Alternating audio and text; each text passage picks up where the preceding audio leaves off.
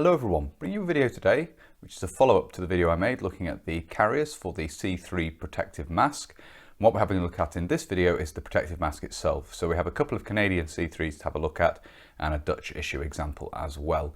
Without further ado, we'll get into the main part of the video now and have a look at these three different examples of the C3. So in looking at the C3, we'll first of all have a look at it in comparison to the light anti-gas respirator. And we have a late production example of the light anti-gas respirator on the left here.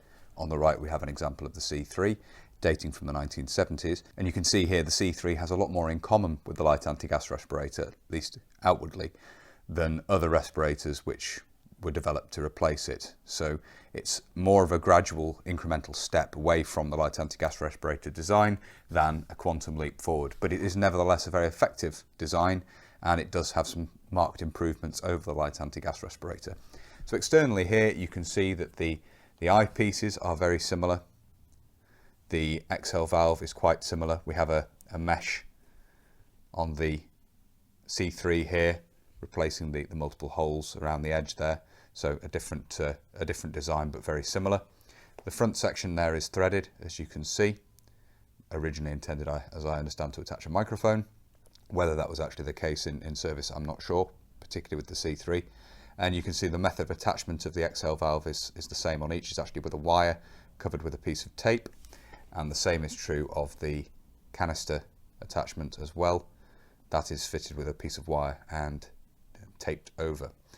The canister on the C3 is actually more similar in size to the earlier canisters you would see with the light anti-gas respirator. The internal design is quite similar. We'll see that if we unscrew this one here. You can see not dissimilar on the inside there in the way the filter is held together.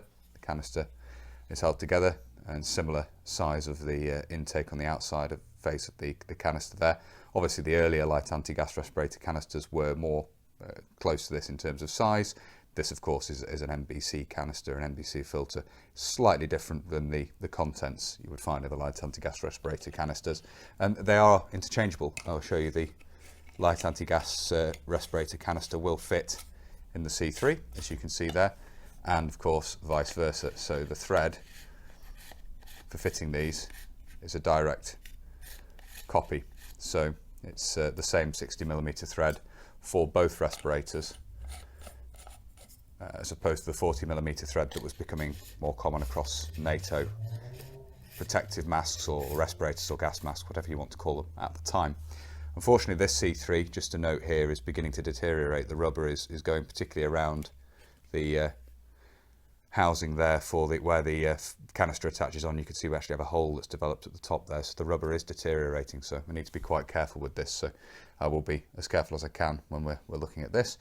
Turn it over. If we turn it over here and have a look at the back, you can see the head harness is very similar in both cases. So you have the head harness here, common across the different designs of light anti-gas respirator, with a canvas piece at the back, and then it's a 6-point head harness. The same is basically true of the C3, with the same sort of attachment points around the periphery of the face piece, as you can see here.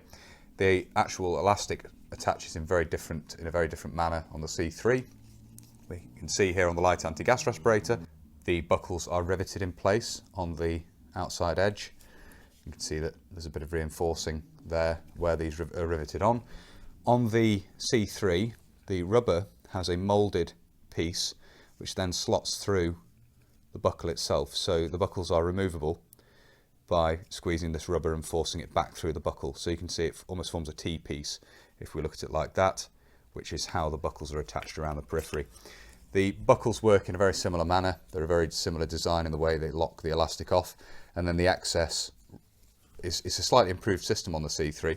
The excess on the light anti-gas respirator simply has a runner that sort of holds it in place. Once you've passed the elastic through the buckle and tighten this off, the excess is just sort of held in place with this runner here.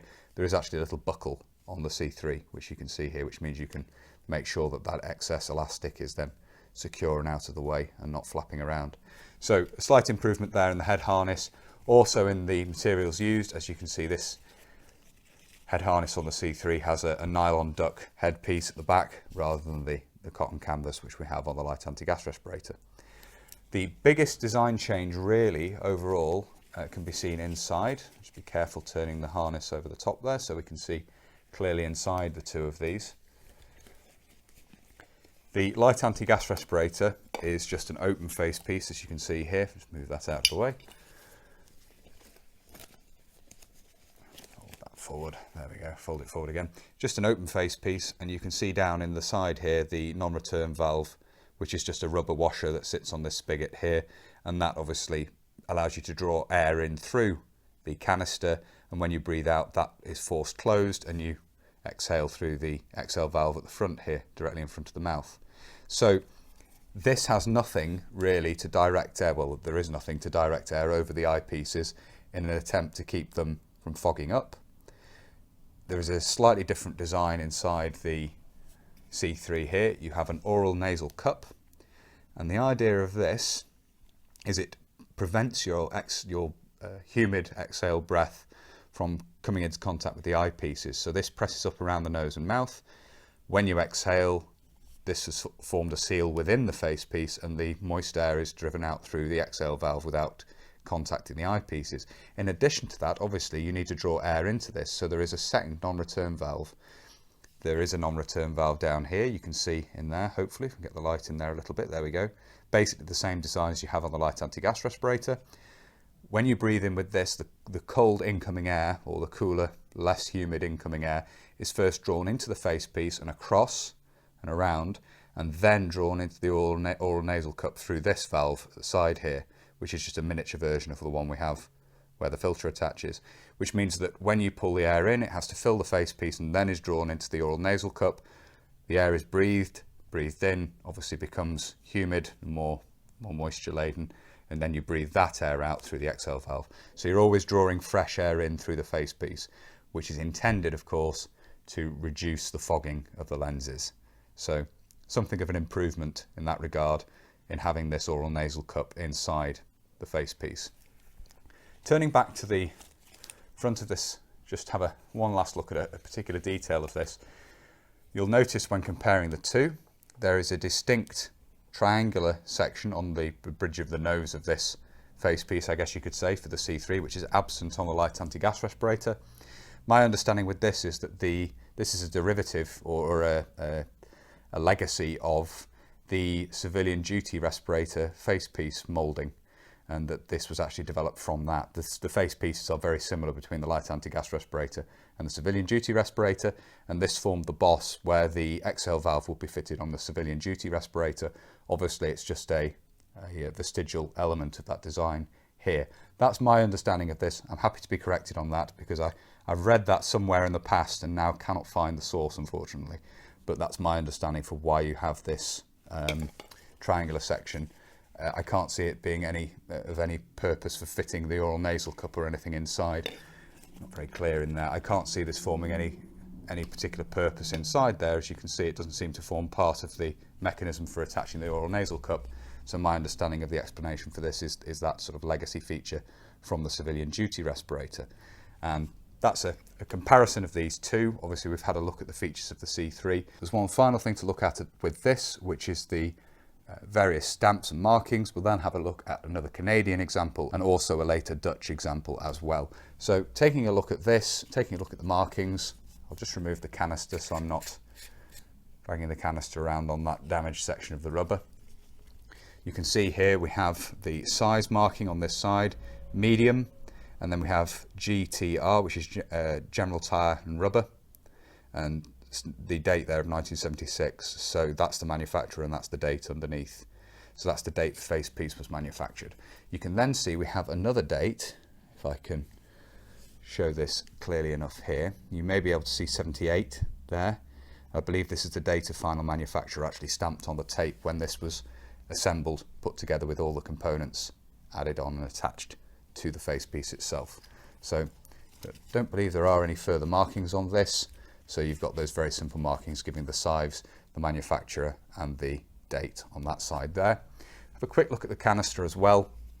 This is a C1 canister. You can see there canister C1, the top there. We then have some further markings around here. You can see we've got the NATO stock number there. And then round here we have the manufacturer again, GTR, and again the date of 1976 on this canister. We do have a green stamp there. I'm not sure if that is the fill date for this. Obviously the stamp in the metalwork is for when the metal, the actual canister itself, was manufactured. This could well be the fill date of February 77, and then the lot number underneath there. It would make sense for that to be the date of this actually being filled with the active charcoal that forms part of the filter medium. Obviously the design of this, you have the strengthening section stamped into the front here, and as already mentioned, this is very similar in size to the early version of the light anti-gas respirator canister, the sort of wartime, the Second World War era version of that canister is about the same sort of size as this. So that's a look at this C3 respirator, the canister, and a comparison with the light anti-gas respirator. We'll bring a haversack in now and have a look at that with the respirator that's carried in that of a slightly later example of a Canadian C3. So in a recent video I showed you several examples of the carriers for the protective mask, and we have one of the examples here, the 1964 pattern equipment. I'd also note, for those of you who are observant, or I'm going to tell you so you'll notice it anyway, the plaster, I just managed to open up a little cut on my finger, which I got on a piece of swarf at the railway the other day. Just nicked it with a piece of swarf when I was doing some metal work, and I managed to open that up somehow. Thought it had healed, but apparently not. So obviously I don't want to be covering this stuff in blood. This, as I say, is the 1964 pattern carrier for the protective mask. I don't have many contents for this. I do have a couple of books of the protector paper. You can see there. So one of those in each of the little pockets on the outside here. I don't have any of the other Canadian decontamination items. I'd quite like to pick some up at some point for a future display. I do believe you can get replicas of the little cardboard packets for the injectors, which will be carried in the end pouch here. So I'll have to pick up some of those. There was a decontamination mitt issued at some point as well, and I think you can get training examples of those, or they do exist. How frequently they turn up on the collector's market, I don't know, but getting some more of the contents together for this would be nice. I just have the two books of detector paper there, other than the protective mask itself. So, opening this up here, we withdraw this, we have another example of the protective mask and canister in here. I'll pull this out here. So, it's quite a good fit in there, and the carrier is certainly more than adequate for carrying this. This particular example is in a nicer condition. You can see the face piece is in much better shape. It's held its shape very well. The rubber is in good condition. And this is an 80s dated example of the protective mask, so a slightly later example. But you can see it basically has all the features of the C3 we've looked at already. We'll just have a look at the details of the dates and so forth on this. There's not much more to talk about in terms of the actual features. You can see inside here the oral nasal cup in there. Again, it has all the features we saw previously. The same design of head harness and everything else. The date again is stamped on this side, and we have again a medium, size medium there. And this is made by Baron, which is the other manufacturer of these, the other company producing them. And the date here is 1985, as you can see there. We again have a date stamped on the attachment point for the canister there, CA 1285, so December 1985. And this, as I say, is just a nicer example. Didn't realise there was so much dust on this. That's probably from it being inside the haversack. I imagine there's a bit of debris and stuff in there, so this needs another clean. But as I say, a nicer example of the C3 here. The canister itself is another example of the C1. We can see that there. Again, we have the NATO stock number. See that there again. And we have a date on this again of 1976. So it's another 1970s dated example of the canister. You actually have the January 77 date there and lot number on this. So exactly the same design of canister, and these again were used through into the 1980s. I think until the C3 was replaced, I think the C1 was the standard canister used with these. So just another example of the C3 there, obviously along with the carrier for it. Nothing much more to talk about here. It's the same as the 1970s dated example we had a look at basically. We'll move on now to have a look at a Dutch example, a later Dutch example, because these were produced and exported to the Netherlands for use by the Royal Netherlands Army. So this is one of the Dutch carriers, and this is again patterned off the 1964 pattern. We've talked about this in some detail in a recent video. This actually has more of the contents intact, so we'll have a quick look at that before we look at the respirator itself, the protective mask itself. We have in here, and this is how it came to me, detector paper here, you can see. We have an anti-fogging outfit there in a little tin. We have here what I believe is Fuller's Earth, but it's decontamination powder, I believe. And that fits in that loop which we saw on the previous video looking at these carriers. It fits in the loop there. And then we have a nice instruction manual here, which you'll notice is for the Marines. And that contains a lot of information on chemical and nuclear warfare. If I can open this up, struggling here. There we go. Obviously it's all in Dutch, so we're limited utility to those who don't speak Dutch, but just to show you the detail of that.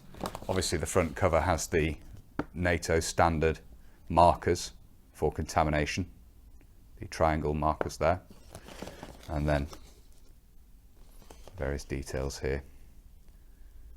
Interestingly, using the colour code that you see on the markers throughout the booklet there to talk about the various different contaminants and chemical, biological and nuclear warfare. So that's basically the contents of this. There isn't anything in the end pocket in this instance, but that's the contents of the side pouch that came with this carrier.